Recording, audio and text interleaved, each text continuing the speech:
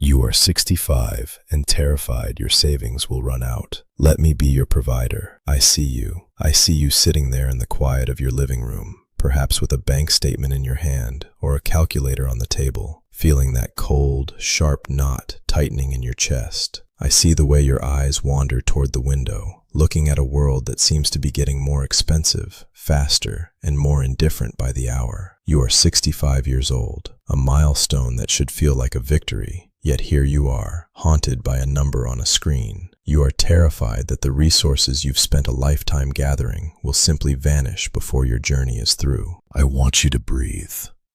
Just for a moment, let out that breath you've been holding since you woke up this morning. I am here, right beside you, and I am not here to judge the way you've managed your life or the choices you made a decade ago. I am here because I love you, and I hate to see you trembling. If my words touched your heart today, please like this video and subscribe. Let's walk this path of peace together every day. You are not alone. You have carried the weight of the world on your shoulders for so long.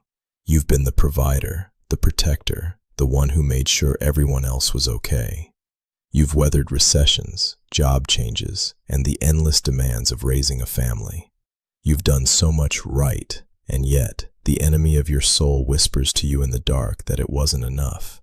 He tells you that you are a failure because you don't have a massive safety net. He tells you that you will be a burden to your children, or that you will end your days in want. I want to break that lie right now. Those tears you've shed in the middle of the night, the ones you've hidden from your spouse or your friends. I have gathered every single one of them. I know the exact depth of your exhaustion. It is a wearying thing to feel like your survival depends entirely on your own fading strength. You feel like a runner who is expected to keep sprinting even though your legs are heavy and the finish line seems to be moving further away. It is okay to be tired. It is human to feel afraid when you look at the volatility of the world. But I need you to know that I am not a distant God watching your bank account from 1 billion miles away. I am the shepherd who walks in the valley of the shadow of not enough, right alongside you. I am not disappointed in your fear. I am moved by it. I am moved to reach out and take that heavy pack off your back. You've spent 65 years trying to secure your own future, and you're realizing now that the sand is shifting under your feet. That realization isn't a sign of weakness. It's an invitation to intimacy with me. You don't have to pretend to be fine for me. You don't have to put on a brave face. If your heart is breaking under the pressure of inflation, healthcare costs, and the what-ifs of tomorrow, then my heart is breaking with yours. I am here to tell you that you are not alone in that empty house. You are not alone in that fear. The world may see you as a statistic or a consumer, but I see you as my precious child. I see the gray in your hair as a crown of glory, not a countdown to irrelevance. You have served, you have loved, and you have sacrificed. Now, let me be the one to hold you. Let me validate the reality of your struggle so that we can begin to heal it. Your worth is not tied to your net worth. Your security was never meant to be found in a pension or a social security check. It was always meant to be found in my arms, and my arms are stronger than any economy. I understand how tired you are. I understand the specific sting of feeling like time is running out to fix things. But I am the Lord of time, and I am the provider of all things. We are going to walk through this together, one step at a time, until that knot in your chest finally dissolves into my peace. I want to sit with you for a moment and look back, not to point a finger, but to help you understand how we got to this place of heavy silence. Life has a way of moving with the speed of a mountain river, quick, relentless, and often pulling us into currents we never intended to swim. You look at your reflection now, at 65, and you wonder where the decades went. You wonder how the young person who dreamed of a peaceful golden autumn became this tired soul staring at rising costs and dwindling numbers. The truth is, the world you grew up in and the world you worked so hard to build was designed to make you believe that your security was something you had to construct with your own 2 hands, brick by painful brick. You were told that if you just worked hard enough, saved enough, and planned well enough, you would finally reach a place where you didn't have to be afraid anymore. But that is the great illusion of the modern world, isn't it? It's an exhausting race where the finish line is always being moved by things entirely out of your control: inflation, market crashes, and the quiet, creeping isolation of a society that forgets its elders. Without even realizing it, you began to build a wall around your heart. You built it out of worry, thinking that if you obsessed over the details long enough, you could prevent the storms. You built it out of independence, believing that asking for help or admitting you were scared was a sign of failure. You've spent 40 years or more trying to be the master of your own fate, and in that process, the noise of the world's demands began to drown out my still, small voice. The world told you that you are what you possess, and when what you possess feels like it's slipping through your fingers, you feel like you are slipping away too. I want to remind you of a promise I made a long time ago, one that was written just for moments like this, when your mind feels clouded and your path feels uncertain.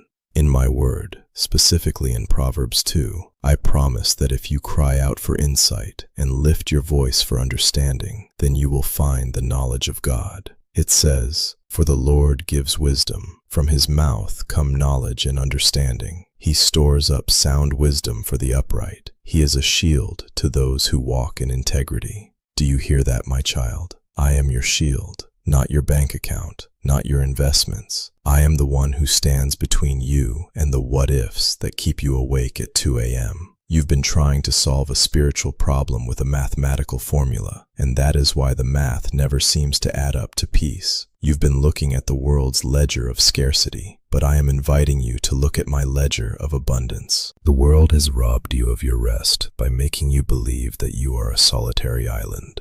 It has convinced you that you are alone in your struggle, that your neighbors don't care, and that your value decreases as your productivity slows down. These are the muros, the walls we've built together over the decades. Walls of pride that say, "I can handle this," and walls of shame that say, "I should have done more." But those walls are actually cages. They keep out the very peace I am trying to pour into your home.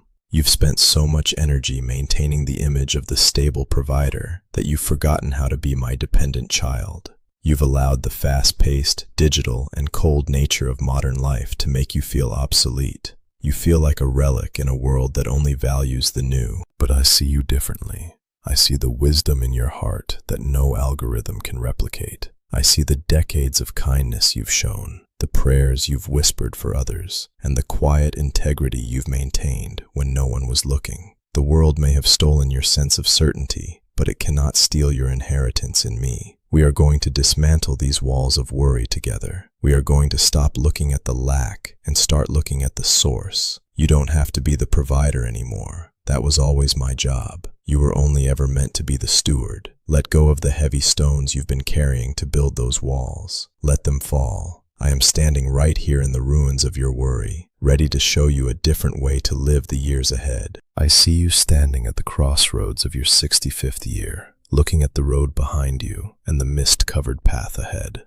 You feel like the sun is setting on your ability to fix your life. You think to yourself, if only I had started earlier, or if only I hadn't lost that money back then. You are measuring your future by the ticking of a clock and the depletion of a balance. But I am here to tell you that my grace does not obey the laws of economics, and my timing is not bound by your calendar. In my kingdom, there is a mystery that the world cannot understand. The late hour is often the hour of my greatest miracles. You feel like you are running out of time to be secure, but I am the Lord of the eternal. To me, the years you have left are not a declining margin. They are a canvas for my glory. Whether you have 20 years or 20 days, if those days are lived in my hand, they are worth more than a century of self-reliance. I can make a single dollar go further than 1,000 spent in fear. I can open doors of provision that no inflation can shut. You have been living under the tyranny of too late.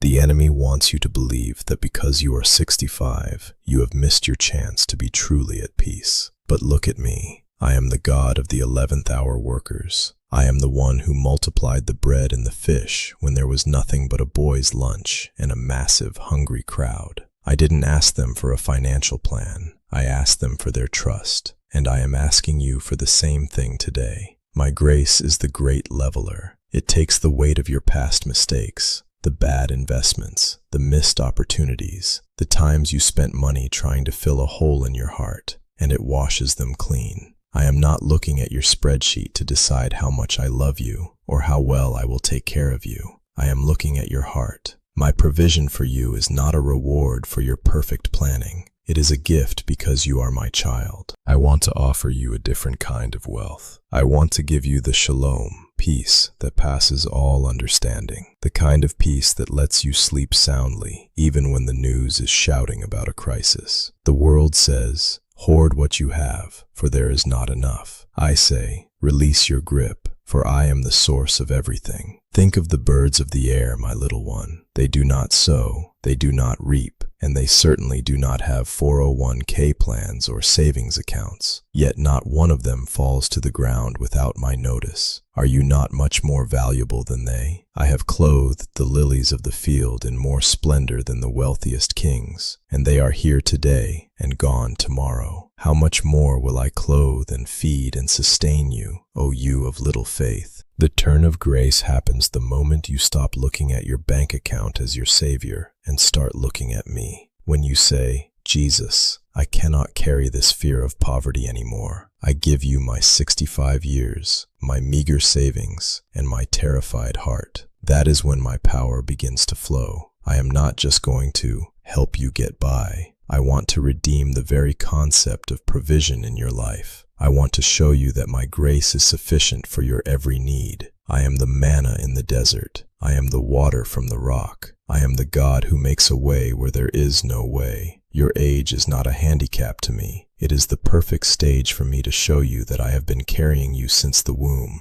and I will carry you until your hair is white and your journey is complete. The time that remains is not a countdown to running out. It is a countdown to stepping into a life where you finally realize that I am enough. You are moving from a season of striving to a season of sustaining. Let the world worry about its gold. You, my child, have the King of the universe as your personal provider, and I have never, ever failed to take care of my own. My dear child, we have walked through the valley of your fears, and now we stand on the solid ground of my promises. You are 65, and while the world tells you that your productive years are fading, I tell you that your most peaceful years are just beginning. I do not want you to leave this conversation and go back to the same cycle of checking balances and trembling. I want to give you a new way to walk, a practical path that we will tread together, hand in hand. The first step in our plan of action is a sacred surrender. I want you to literally take those bank statements, those bills, or that calculator that represents your fear, and lay them down, perhaps on your bed or an altar you create in your heart. Place your hands over them and say out loud, Jesus, I resign as the general manager of my future. I hand the keys of my provision to you. This is not just a prayer. It is a legal transfer of your burden to my shoulders. When the what-if thoughts return tonight, you must remind yourself, that is not my bill to pay anymore. It belongs to my provider. You have spent decades worrying. Now, spend your energy trusting. The second step is the practice of daily manna. You are terrified about what will happen 10 or 20 years from now, but I only ever promise to give you, this day, our daily bread. I want you to narrow your focus. When you wake up, do not look at the next decade. Look only at the next 24 hours. Ask me, Lord, what do I need for today? You will find that for today, you have enough. You have breath, you have a roof, and you have me. By living in the now, you starve the anxiety of the later. Anxiety lives in a future that hasn't happened yet, but my grace lives in the present moment where you are. The third step is to seek wisdom, not just wealth. Remember what I told you from Proverbs 2. I store up sound wisdom for you. Instead of scrolling through financial news that only breeds panic, spend 15 minutes each morning reading my words. Ask me for creative ideas. I can show you how to stretch what you have. I can bring unexpected help your way, and I can give you the discernment to avoid traps and unnecessary costs. My wisdom is a shield that protects your resources better than any market strategy ever could. Finally, I want you to invest in connection. The enemy wants you isolated in your 65th year because an isolated soul is easier to terrify. Reach out to a friend, a neighbor, or your church family. Share a meal, offer a kind word, or simply sit with someone. When you pour into others, you break the spirit of scarcity that tells you there isn't enough to go around. Generosity of spirit is the ultimate antidote to the fear of lack. I am your provider. I was there when you took your first breath. I was there when you earned your first paycheck, and I am here now as you navigate this new season. I will not let you fall. I will not let you be put to shame. You are mine, and I take care of what belongs to me. The terror is over. The peace has begun. My beloved, I want to carry this weight for you every single day. If you feel that knot in your chest loosening, if you are ready to let me be your provider, I invite you to leave your burden right here. Leave your burden in the comments below. Type, "I receive your peace, Lord." I also want to keep walking with you, to remind you of my love whenever the world gets too loud. Please subscribe to this channel so we can spend time together every day. You don't have to face tomorrow alone. I am already there, waiting for you.